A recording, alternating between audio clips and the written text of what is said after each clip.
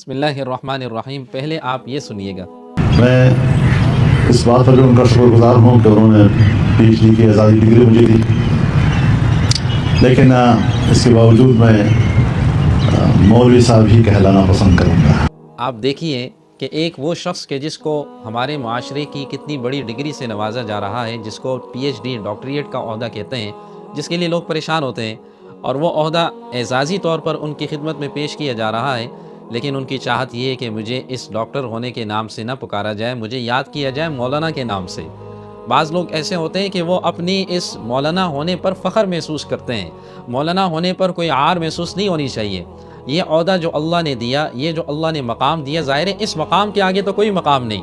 در حقیقت وہ یہ پیغام دینا چاہ رہے ہیں کہ دنیا کی تمام ڈگریاں اس مقام کے آگے ہیچ ہیں، اس مقام کے آگے وہ زیرو ہیں.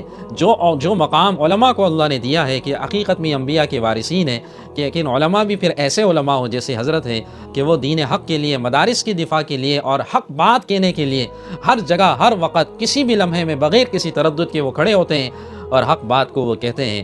ہماری دعا ہے اللہ کریم مولانا کی عمر میں، صحت میں خوب برکتیں عطا فرمائے، مولانا کی حفاظت فرمائے.